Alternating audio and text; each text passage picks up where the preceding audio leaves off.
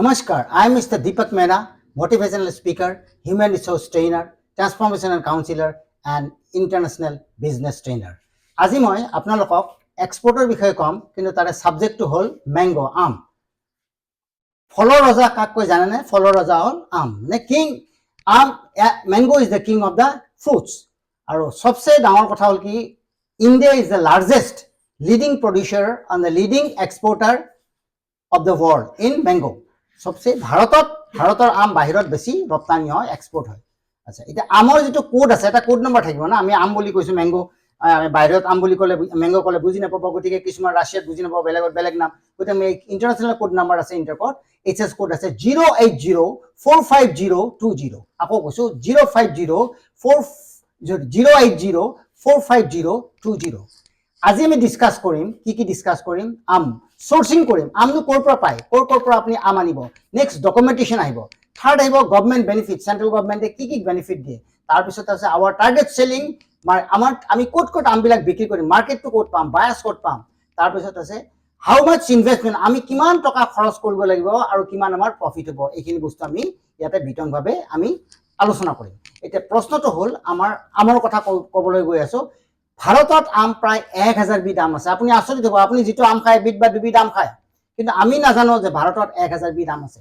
ইয়াৰ মাজত কোনটো আম আছে বাহিৰত এক্সপোৰ্ট হয়। সব আম এক্সপোৰ্ট নহয়, কাৰণ বাহিৰত যেটো যাব তাৰ কোৱালিটিটো ভাল হ'ব লাগিব আৰু ষ্টেণ্ডাৰ্ড ভাল হ'ব লাগিব, সুইটনেছ হ'ব লাগিব, ৰসটো থাকিব লাগিব, পোক থাকিব নালাগিব, বেমাৰ থাকিব নালাগিব, লটছ অফ প্ৰবলেম। গতিকে আমি এক্সপোৰ্ট কোৱালিটি যিবিলাক আম আছে এইবিলাক আমি স্পেশালি ৰাখোঁ।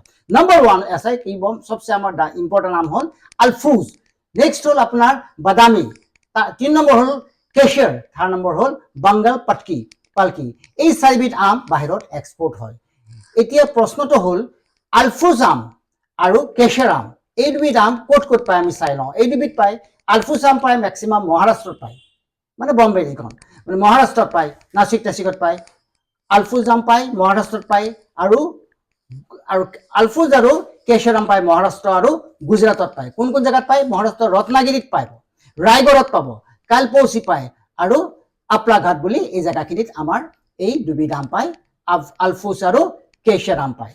এতিয়া প্ৰশ্ন হ'ল, বাদামী আম আৰু বেংগল পালকি আমটো ক'ত পায়? এই দুবিধ আম পায় আমাৰ অন্ধ্ৰপ্ৰদেশত পায়, কৰ্ণাটকত পায়, তামিলনাডুত পায়, আৰু কৃষ্ণগঞ্জ, ইয়াৰে ভিতৰত কোন জেগাত গাঁওবিলাকত কোন গাঁৱত পায়?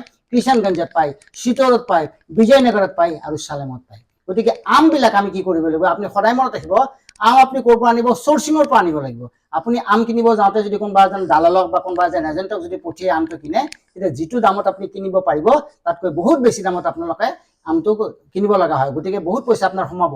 গতিকে আপোনাৰ সোৰ্সিংত যদি দামটো কম নহয়, কিন্তু পিছত আপুনি প্ৰফিট কৰিব, সেলিং প্ৰাইচত নোৱাৰিব। গতিকে সদায় মনত ৰাখিব, এই যিবিলাক জেগাবিলাকৰ মই ক'লো ঠাইবিলাকত, ইয়াৰ পৰা আপুনি নিজে চাই পেলাই আমটো আনিব।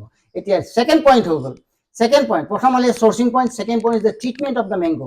আপুনি যেতিয়া আম এটা বাহিৰত পঠিয়াই দিব, যধে-মধে যদি আমটো পঠিয়াই দিয়ে, কিন্তু আপোনাৰ আমটো ৰিজেক্ট হ'ব, আপোনাৰ পইচা ডুবি যাব। কি কৰিব লাগিব? আমাৰ ক্ষেত্ৰত আমি কিছুমান ট্ৰিটমেন্ট কৰিব লাগিব। কেনেকুৱা treatment? Number 1 treatment is D shaping of the mango. D shaping of the mango মানে কেনেকুৱা? আপুনি আমটো কি হয়, আমটো এডাল ঠাৰিত লাগি থাকে, এডাল ঠাৰিত লাগি থাকে। আমি ঠাৰিডাল যেতিয়া কাটি দিয়ে, আপুনি বাগানত যেতিয়া কোনোবা সেই বাগানৰ যিটো মালি আছে ঠাৰিডাল কাটি দিয়ে, গোৰতে কাটি দিলে নহ'ব, কিন্তু গোৰতে যেতিয়া আমটো কাটি দিব, ঠাৰিডাল কাটি দিয়ে, তেতিয়া 2 দিন বা 3 দিন যেতিয়া আমাৰ যাই থাকিব, আমাৰ ট্ৰেভেলিঙত যাব, শিপমেণ্টত যাব বা ফ্লাইটত যাব, তাৰপিছত কি হ'ব, ভিতৰৰ পৰা ৰসটো ওলাই আমটো নষ্ট কৰি দিয়ে। গতিকে আপোনাৰ আমটো ৰিজেক্ট হ'ব, আপোনাৰ শিপমেণ্টটো নষ্ট হ'ব। গতিকে আপুনি সদায় মনত ৰাখিব, যেতিয়া আমটোৰ পৰা ঠাৰিডাল কাটিব, তাতে মিনিমাম এটা কি দিব, ঠাৰিডালৰ কি দৈৰ্ঘ্যতা কি দিব, অলপ ৰাখিব লাগিব, 5 চেণ্টিমিটাৰ অলপ ৰাখি পেলাই ঠাৰিডাল কাটিব। That means minimum distance, আপুনি সদায় ঠাৰিডাল গোৰত নাকাটিব, আমটোৰ ঠাৰিডাল আপুনি 5 চেণ্টিমিটাৰ অলপ ৰাখি থব। এইটো হ'ল আপোনাৰ ডি শেপিং বুলি কয়। সেকেন্ড হ'ল hot water treatment. Hot water ট্ৰিটমেন্টটো কি? আপুনি যিবিলাক আম আনিব, এই আমবিলাক আনি পেলাই গৰম পানীত আপুনি ডুবাব লাগিব।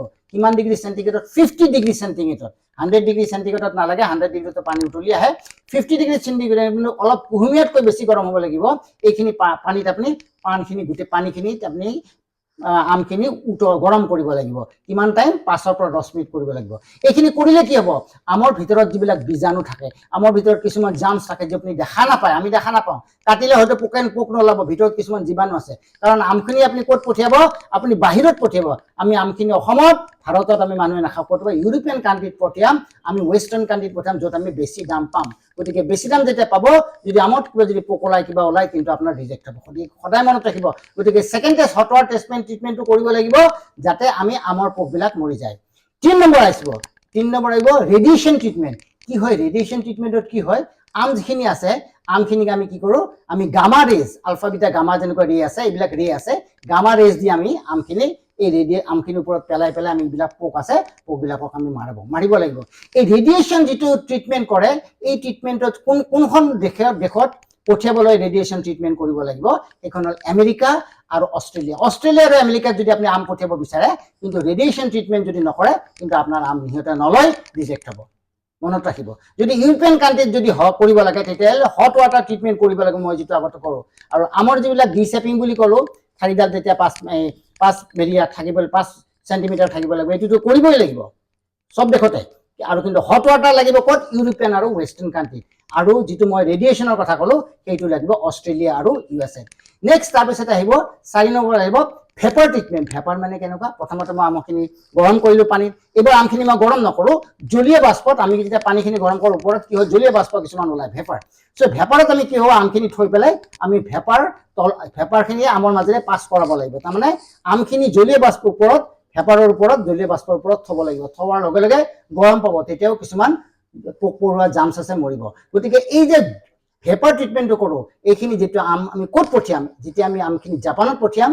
আৰু কোৰিয়াত পঠিয়াম তেতিয়া কিন্তু এইখিনি আমাৰ লাগিব এইখিনি যদি নকৰে তেতিয়া ৰিজেক্ট হ'ব গতিকে এই 4টা ট্ৰিটমেন্ট কৰিব লাগিব ম্যাক্সিমাম যদি বহুতে কি কৰে আমবিলাক আনে আম পঠিয়াই দিয়ে ট্ৰিটমেন্ট নকৰিলে কিন্তু আপোনাৰ আম ৰিজেক্ট হ'ব 100% আপুনি মাৰ খাব বিজনেছত গতিকে আপনি নহব এইটো নহব number 3 packaging of the mango আপোনাৰ আমখিনি কেনেকুৱা পেকেট কৰিব আপোনাৰ আমখিনি যথেমতে পেকেটত সোমাই দিলে নহব বস্তাত বান্ধি দিলে নহব আলুৰ বস্তা বেঙেনাৰ বস্তা আমখিনি পেকেট কৰিব লাগিব কেনেকুৱা পেকেট কৰিব লাগিব নম্বৰ 1 ইনসেক্ট ফ্ৰী বক্স যিটো বাকচত আপুনি পেকেট কৰিব এই বাকচত কোনো পোক পৰুৱা বা কিবা কিবি থাকিব নালাগিব তাৰ কাৰণে এখন ফুমিগেশ্যন সাৰ্টিফিকেট থাকিব এখন চিপত যে জাহাজত যেতিয়া যাব তেতিয়া দি দিয়ে যাতে একো নাথাকে পেষ্ট কন্ট্ৰোলৰ কাৰণে তো ইনসেক্ট কোনো বাকচত ইনসেক্ট থাকিব নোৱাৰিব 2 নম্বৰ ফাইবাৰ বোৰ্ড হবলে বাকচত কি হ'ব লাগিব ফাইবাৰ হবলে যিকোনো আপনি কাৰ্টন পুৰণা কাৰ্টন বা কিবা যিকোনো হলে নহব ফাইবাৰ বোৰ্ড হ'ব লাগিব 3 নম্বৰ নতুন বাকচ দিব লাগিব পুৰণা ইউজ কৰা বাকচ দিলে নহব কিন্তু নতুন বাকচ দিব লাগিব তাৰ পিছত কি হ'ব বাকচটো যেতিয়া হৈ গ'ল বাকচটো খোলা দিব নোৱাৰে কিন্তু তাতে আপুনি কৈছে খোলা দিব ৰছিৰে বান্ধি দিম নহব তাতে আপুনি সেলুটেপেৰে পুৰা ফুল একদম বন্ধ কৰি সিলিং কৰি দিব লাগিব তাৰ পিছত কি হ'ব বাকচটোৰ ওজন কিমান হ'ব average weight of the box কিমান হ'ব এটা বাকচৰ ওজন 4 কেজি হ'ব লাগিব নেক্সট বাকচৰ এটা সাইজ আছে যিকোনো বাকচ দিলে তো নহব বাকচৰ লেংথ আছে বাকচৰ লেংথ আছে ব্ৰেথ আছে আৰু হাইট বাকচৰ লেংথ ব্ৰেথ আৰু হাইট কিমান হ'ব 320 millimetre 230 millimeters and 19 millimeter whole height length breadth height হ'ব ইমানখিনি হ'ব লাগিব নেক্সট আৰু এনেকুৱা হয় যে যেতিয়া আপনি আমটো বাহিৰত পঠিয়াই দিয়ে বহুত দেখে কয় যে আমটোৰ বাকচত যিটো বাকচত থৈ দিয়া যে বন্ধ হৈ থাকিলে আমটো গৰমত কিবা প্ৰবলেম হ'ব পাৰে গতিকে টেম্পাৰেচাৰ গতিকে কি কৰে তাতে ভেন্টিলেশন আমটোৰ যিটো বাকচ আছে বাকচৰ সবফালে অলপ এটা সাইজ আছে সৰু কৰি সাইজত ফুটা কৰি দিব লাগিব যাতে এয়াৰটো আহিব পাৰে আৰু ওলাই যাব পাৰে আৰু এই ক্ষেত্ৰত কিছুমান কি আছে পেষ্ট পেপাৰ আছে পেষ্ট proof পেপাৰ আছে তাৰমানে এইবিলাক এখন পেপাৰ আছে পেপাৰখন লগাই দিলে কি হ'ব বতাহটো যাব কোনি ইয়াত পোক পৰুৱা একো নধৰে এখন পেপাৰ আছে পেপাৰখন কিনিব পায় আচ্ছা এতিয়া কথা হ'ল কেনেকৈ আপুনি ভাবিছে আমখিনি মই কিনি আনিলো বাগানৰ পৰা লৈ আহিলো আহি পেলাই বিলাক পেকিং কৰিব লাগিব ইমান বিলাক টেষ্ট কৰিব লাগিব মইতো নাজানো নতুন কৰিছো আপুনি চিন্তা কৰিব নালাগে আপুনি যদি জাহাজত পঠাই যদি আপনি পোৰ্টৰ ওচৰত পঠিয়াই বা আপুনি যদি ফ্লাইটত পঠাই এয়াৰপোৰ্টৰ ওচৰত তাতে কি থাকিব কিছুমান এপ্ৰুভ গভৰ্নমেন্টৰ এপ্ৰুভ পেকেজিং আছে পেকেজিং কৰা মানুহ আছে সিহঁতে গভৰ্নমেন্টৰ পৰা লাইসেন্স পাইছে কিন্তু জডেমতে কাম নকৰে সিহঁতে আপুনি আমখিনি আনি দিয়াৰ পিছত আপোনাৰ আমখিনি টেষ্ট কৰিব এই যে 4টা টেষ্ট দিলো চেট কৰিব টেষ্ট কৰিব পেকেজিং কৰিব লেবেলিং কৰিব যি কৰে আপোনাৰ কৰিব এইবিলাকত আপুনি কৰিব চিন্তা কৰিব নালাগে এটা পেমেন্ট দিব লাগিব কিন্তু গোটেইখিনি আপোনাৰ হৈ যাব মানে আপুনি নতুন মানুহ কবাত ভুল হ'ব পাৰে যেতিয়া আপুনি চাব যেতিয়া এইবিলাক যেতিয়া দেখিছে আপুনি অলপ অলপ যেতিয়া কৰি সিহঁতৰ যেতিয়া পেকিং কৰিব আপোনাৰ বস্তুখিনি চাব, যেতিয়া আপোনাৰ কনফিডেন্স আহিব তেতিয়া আপুনি নিজৰ ঘৰত বা আপুনি বস্তুখিনি কৰিব পাৰিব। Number 4 is the document. কি ডকুমেণ্টছ নো আমি যাব বাহিৰত পঠিয়াব লাগে? নাম্বাৰ 1 লাগিব ইনভইচ কপি লাগিব, নাম্বাৰ 2 লাগিব পেকিং ডিটেইলছ। ইনভইচ কপি মানে কিমান আমি পঠিয়ালো, কিমান কোৱান্টিটিৰ দাম আছে, কিমান সাইজৰ আছে, কেইটা বাকচ গ'ল, গোটেইখিনি আমাৰ থাকিব। পেকিং ডিটেইলছ লাগিব, কি বস্তু আমাৰ পেকিং ডিটেইলছত গৈছে। তাৰপিছত ফাইটোচেনিটেৰী সাৰ্টিফিকেট এখন লাগিব, ফাইটোচেনিটেৰী মানে এখন চেনিটেৰী সাৰ্টিফিকেট লাগিব, এইখন একদম মাষ্ট বাহিৰৰ ফৰেন কাণ্ট্ৰিত লাগিব, আমাৰ ৱেষ্টাৰ্ণ কাণ্ট্ৰিত লাগিব। সাৰ্টিফিকেট অফ অৰিজিন, আমখিনি যে ভাৰতৰ হয় তাৰ কাৰণে এখন সাৰ্টিফিকেট অফ অৰিজিন লাগিব। হেল্থ সাৰ্টিফিকেটখন লাগিব, most important is the health certificate. এখন হেল্থ সাৰ্টিফিকেট কোনে দিব?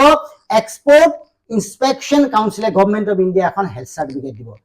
বহুতে কি কৰে, আপুনি কি কৰে, আম আনিলে বা যিকোনো খোৱা বস্তু আনিলে, আম আনিলে, পেকিং কৰিলে, পঠিয়াব, তাৰপিছত ৰিজেক্ট হৈ যায়। কাষ্টমাৰে ৰিজেক্ট কৰি দিয়ে। কিয় ৰিজেক্ট কৰে? আপোনাৰ পেকিং ডিটেইলছ পেকিংখিনি যদি ভাল নহয় তেতিয়া আপোনাৰ আমখিনি ৰিজেক্ট হ'ব। আৰু যদি আপোনাৰ এই সাৰ্টিফিকেটখন নাপায়, এই যিখন এক্সপোৰ্ট যিখন আপোনাৰ হেল্থ সাৰ্টিফিকেট আছে, যিখন এক্সপোৰ্ট ইন্সপেকশন কাউন্সিলে দিয়ে, সেইখন সাৰ্টিফিকেট যদি নাথাকে তেতিয়া কিন্তু আপোনাৰ কাষ্টমছে আমখিনি বাহিৰত যাব নিদিব, ৰখাই দিব। গতিকে সদায় মনত ৰাখিব, এই পেকিংটো আপুনি ভাল কৰি কৰিব, খুব হিচাপত কৰিব পেকিংটো। লাগে অলপ সময় যাওক, আপোনাৰ অলপ কষ্ট হওক, আৰু আপুনি সাৰ্টিফিকেটখন লওঁতে আপুনি চাব, এই সাৰ্টিফিকেটখন থাকিলে আপুনি যুদ্ধ কৰিব পাৰিব বাহিৰৰ লগত যে মোৰ এই সাৰ্টিফিকেটখন আছে, তেতিয়া আপোনাক ডকুমেণ্টছত একো কৰিব। গতিকে আপুনি পেকিং ভাল কৰিব আৰু সাৰ্টিফিকেটখন আপুনি সদায় ল'ব। এতিয়া কথা হ'ল এই নেক্সট আহিলে আপোনাৰ নাম্বাৰ 5 হ'ল মাৰ্কেট। এতিয়া ইণ্ডিয়া ইজ দ্য, মই কৈছিলো India is the largest producer of mango in the world. পৃথিৱীৰ ভিতৰত ভাৰতত আম সবচে বেছি প্ৰডাকশ্যন হয়, আৰু তো ভাৰতৰ পৰা আম বেছি আমাৰ ৰপ্তানি হয়। আচ্ছা, ইণ্ডিয়াৰ পৰা আমাৰ আম ৰপ্তানি হয় কিমান হয় জানো? যোৱা বছৰ, প্ৰত্যেক বছৰে হয়, সাধাৰণতে যোৱা বছৰ কিমান হৈছে? 405